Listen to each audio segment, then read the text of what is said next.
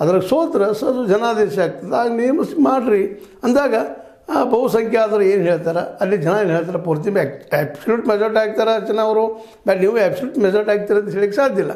ಯಾಕಂತಂದ್ರೆ ಈ ಎಲ್ಲ ದೇಶಗಳು, ನಮ್ಮ ಭಾರತ ಹಿಡ್ಕೊಂಡು ಈ ಸೌತ್ ಏಷ್ಯಾದ ಅನೇಕ ದೇಶಗಳು ಇವತ್ತೆಲ್ಲ ಬಡತನದ ಒದ್ದಾಡ್ತಾ ಇದ್ದಾವೆ, ನಿರುದ್ಯೋಗದಿಂದ ಒದ್ದಾಡ್ತಾ ಇದ್ದಾವೆ, ಒಳ್ಳೆ ನೀರಿಗಿಲ್ಲದ ಒದ್ದಾಡ್ತಾ ಇದ್ದಾವೆ, ಆರೋಗ್ಯದಿಂದ ಒದ್ದಾಡ್ತಾ ಇದ್ದಾವೆ. ಇವಕ್ಕೆಲ್ಲ ಪರಿಹಾರ ಕೂಡ ಕಂಡು ಹಿಡಿಬೇಕಾಗ್ಯದ. ನಮ್ಮಲ್ಲಿ ಒಂದು ರೀತಿ ಏನಾಗ್ಯದಪ್ಪ ಭಾರತದಲ್ಲೇ ಇನ್ಡೈರೆಕ್ಟ್ ಡಿಕ್ಟೇಟರ್ಶಿಪ್ ಇದ್ದಂಗೆ ಅದ. ಯಾಕಂದರೆ ದುಡ್ಡಿದ್ದಂಥ ಎಮ್ ಎಲ್ ಎಗಳು ಎಂ ಪಿಗಳು ತಮ್ಮ ನಾಯಕರನ್ನ ಆಯ್ಕೆ ಮಾಡ್ಕೊಂಡು ಹೋಗ್ತಾರೆ. ಜನಕ್ಕೂ ಸಹಿತ ಶಿಕ್ಷಣ ಇಲ್ಲದಕ್ಕಾಗಿ ಯಾರು ಒಳ್ಳೆಯವರು ಯಾರು ಕೆಟ್ಟವರು ತಿಳ್ಕೊಳ್ಳೋದು ಶಕ್ತಿ ಇಲ್ಲದಕ್ಕಾಗಿ ನಮ್ಮ ದೇಶ ಹೆಸರಿಗೆ ಜಗದ ಮುಂದೆ ಹೌದಪ್ಪ ಪ್ರಜಾಪ್ರಭುತ್ವ ದೇಶ ತಿಳಿದಾಗ್ಯದ. ಬಟ್ ಇವತ್ತಿನ ಲಿಸ್ಟ್ ತೆಗೆದು ನೋಡಿರಿ, ನಾವು 543 ಎಂ ಪಿಗಳನ್ನು ಪ್ರತಿ ರಾಜ್ಯದ ಎಮ್ ಎಲ್ ಎಗಳಂತ ಇದು ನೋಡಿದಾಗ ಇಲ್ಲಿ ಯಾರೂ ನಿಮಗೆ ಬಡವರು, ಭಿಕ್ಷುಕರು, ಹಸಿದವರು, ಅಲ್ಲಿ ಎಮ್ ಎಲ್ ಎ ಆಗಿದ್ದು ಎಂ ಪಿ ಆಗಿದ್ದು ಕಾಣೋದಿಲ್ಲ. ಇವನ್ ಲಕ್ಷಾಧಿಸಿದ್ದು ಕಾಣೋದಿಲ್ಲ. ಇದನ್ನು ನಾವು ಗಮನಿಸ್ಕೊಂಡ ಈ ಮಾತನ್ನ ಇವತ್ತು ಹೇಳಬೇಕಾಗ್ಯದ. ಅದೇನೋ ಆಗಲಿ, ಒಟ್ಟಾರೆಯಾಗಿ ಅಲ್ಲಿ ಜನ ಏನು ಹೇಳ್ತಾರೆ, ಜನದ ತೀರ್ಮಾನ ಆಗಬೇಕಾಗ್ಯದ.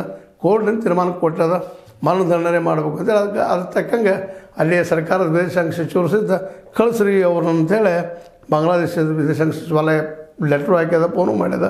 ಬಟ್ ಇದಕ್ಕೆ ಎಷ್ಟು ಮಟ್ಟಿಗೆ ಸ್ಪಂದಿಸೋದಕ್ಕೆ ಇಂಡಿಯಾ ಅನ್ನೋದು ಅಷ್ಟು ಸ್ಪಷ್ಟ ಅದ. ಬಟ್ ಒಂದು ಥಿಂಗ್ ಏನಪ್ಪ ಅಂತಂದ್ರೆ, ಭಾರತ ತನ್ನ ನೆರೆ ಹೊರೆ